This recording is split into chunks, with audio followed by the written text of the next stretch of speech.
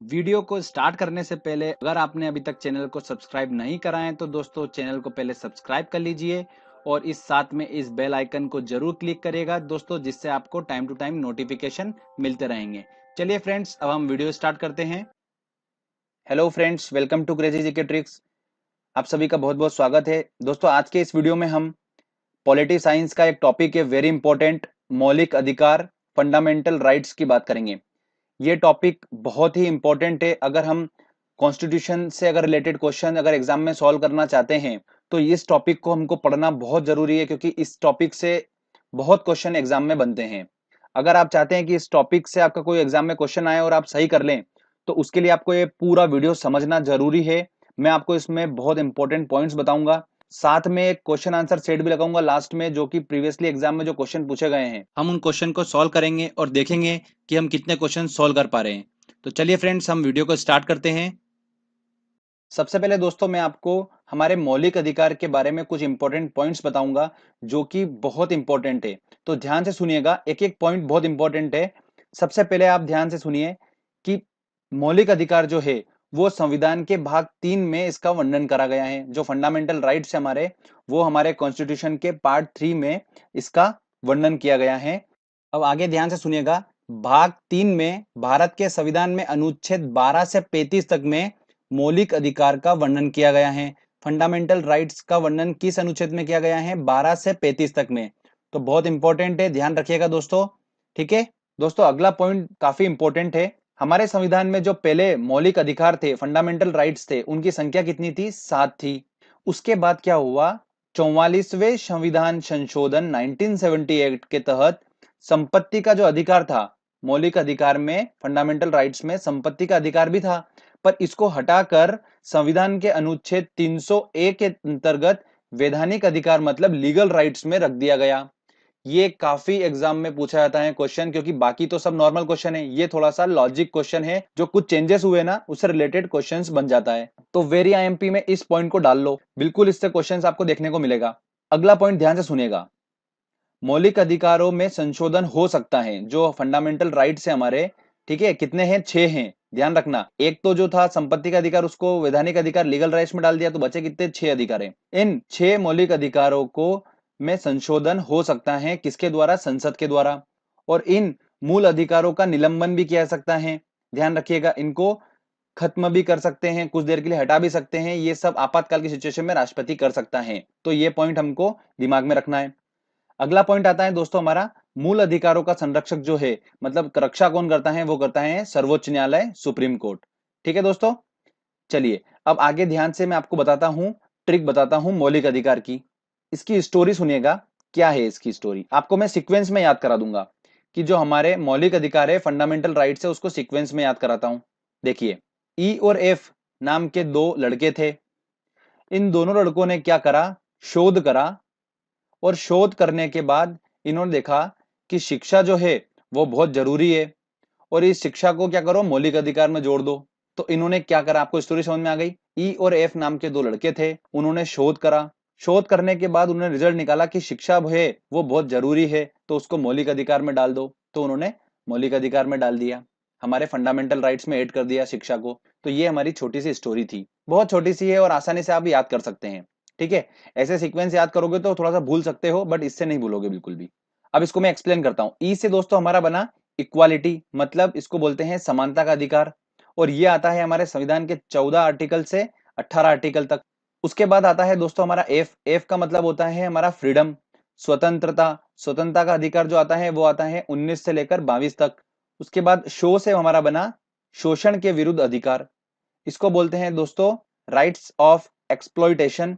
तो ध्यान रखिएगा, शोषण के विरुद्ध अधिकार जो है वो है 23 से लेकर 24 तक, मतलब 23-24 जो है ये शोषण के विरुद्ध अधिकार है। ध से हमारा बना धार्मिक स्वतंत्रता का अधिकार। ठीक है, ये आता है 25 से लेकर 28 तक। उसके बाद शिक्षा, ये जो है ये शिक्षा संस्कृति का अधिकार अपने आप में खुद ही है। तो 29 से लेकर 30 तक आता है ये शिक्षा संस्कृति का अधिकार। अब हमने दोस्तों 1 2 3 4 5 5 तो हमने पढ़ लिए हैं। अब 5 को पढ़ने के बाद हमको पता है कि 6 है मौलिक अधिकार, जो फंडामेंटल राइट 6 है। एक कौन सा रह गया? तो वो एक जो है वो बिल्कुल स्पेशल है, इसलिए मैंने उसको अलग रखा। वो इतना स्पेशल है कि भीमराव अंबेडकर जिसने हमारा कॉन्स्टिट्यूशन का नींव रखी है, जो बनाया है, उन्होंने दोस्तों ध्यान रखिए इस मौलिक अधिकार को संविधान की आत्मा बोला है, मतलब संविधान का हृदय बोला है, इतनी इंपॉर्टेंस उसको दी है, तो वो बहुत स्पेशल है। और वो कौन सा है मैं आपको बताता हूँ। छठे नंबर का मौलिक अधिकार, ध्यान से सुनिएगा, वो है संविधान उपचारों का अधिकार। इसका मतलब होता है कि अगर कोई व्यक्ति जिसका मूल अधिकार का उल्लंघन हुआ है तो वह उच्चतम न्यायालय के पास जा सकता है, ठीक है, और इसे संविधान की आत्मा बोला गया है। तो ये दोनों पॉइंट बहुत इंपॉर्टेंट है और ये है हमारा आर्टिकल नंबर 32, ठीक है।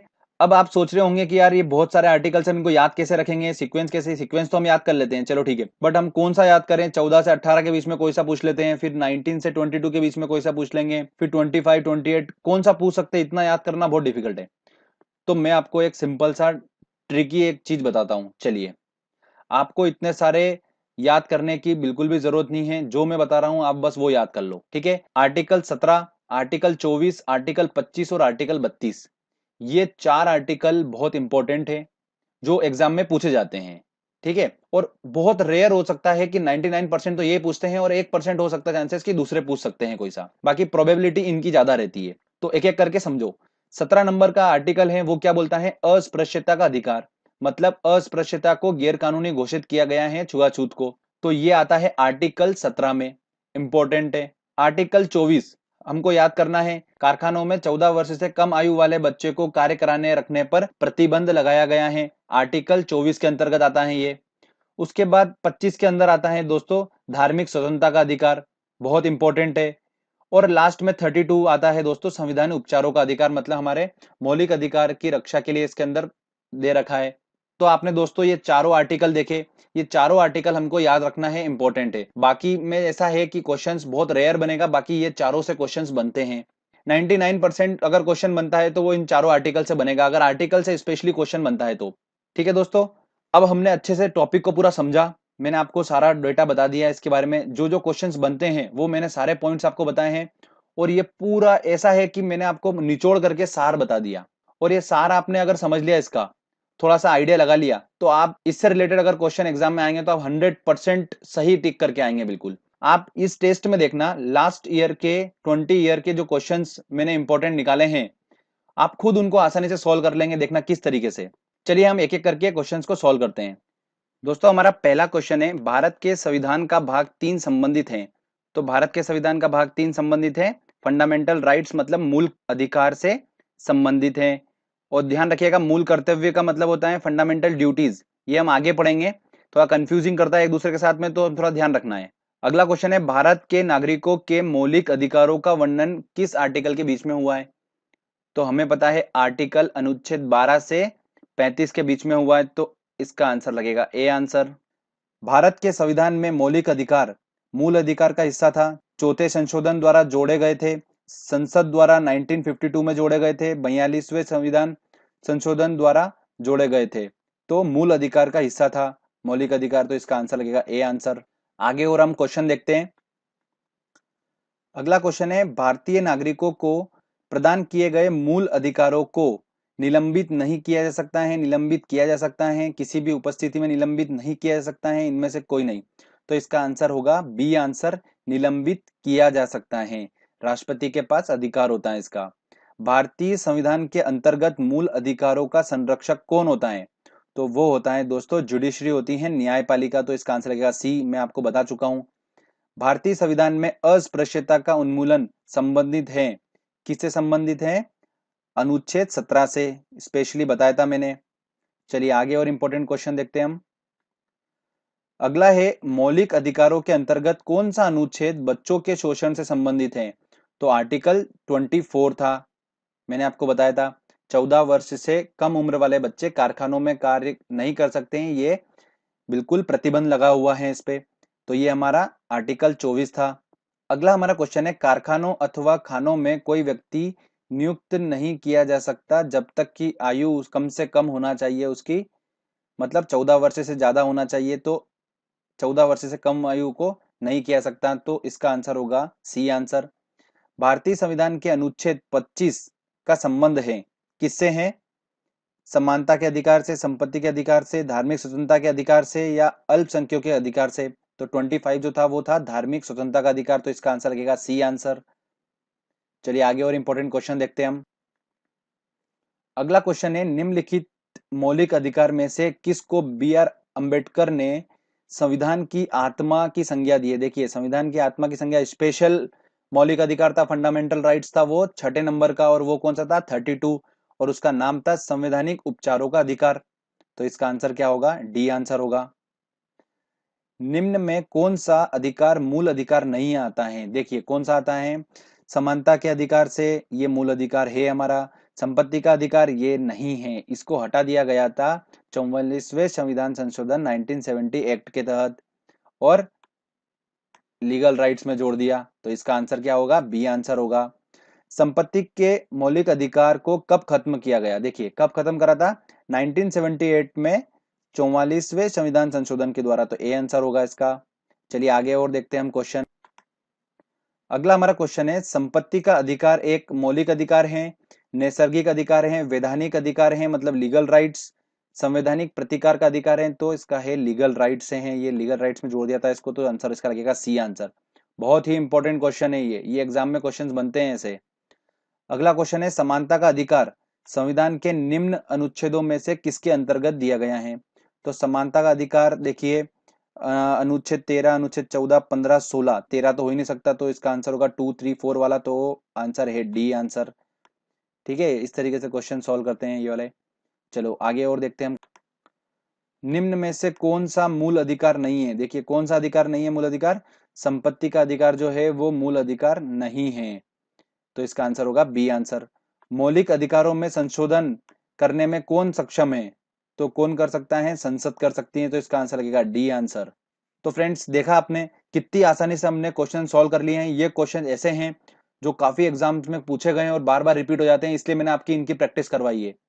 अगर आपने टॉपिक अच्छे से समझा, जो मैंने आपको पॉइंट्स बताए अगर आपने वो याद रखा और आपने ये अच्छे से टेस्ट लगाया, तो गारंटी से बोल सकता हूं मैं कि अगर इस टॉपिक से अगर क्वेश्चन आता है एग्जाम में, तो आप क्वेश्चन बिल्कुल सही करके आओगे। ठीक है दोस्तों, तो प्रैक्टिस करिए, मेहनत करिए, सफलता जरूर मिलेगी। निराश नहीं होना कभी भी, हमको मेहनत करते रहना है। फ्रेंड्स अगर आपको ये वीडियो अच्छा लगा है तो इस वीडियो को लाइक करिए, दोस्तों के साथ शेयर करिए और कमेंट करके बताइए आपको वीडियो कैसा लगा। और आपने अभी तक चैनल को सब्सक्राइब नहीं करा है तो दोस्तों चैनल को सब्सक्राइब कर लीजिए, क्योंकि इस तरीके के अच्छे अच्छे वीडियो मैं आपके लिए लेकर आता रहता हूं। अगर आपको कोई डाउट होता है, कुछ होता है, तो आप हमारे व्हाट्सएप सपोर्ट नंबर पे आप हमको मैसेज कर सकते हैं, मैं आपको उसका पर्सनली रिप्लाई करूंगा। एक्चुअली मैसेज भी बहुत सारे हो जाते हैं, मैं सभी को मैसेज का रिप्लाई नहीं कर पाता हूँ, बट मैं पढ़ जरूर लेता हूँ सबके मैसेज।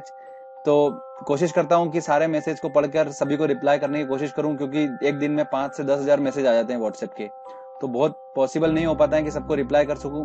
बट मैं कोशिश करता हूं कि जिसको मैं मैसेज पढ़ता हूं उसको मैं रिप्लाई करता रहूंगा। तो फ्रेंड्स मिलते हैं अगले लेक्चर में, तब तक के लिए जय हिंद, जय भारत।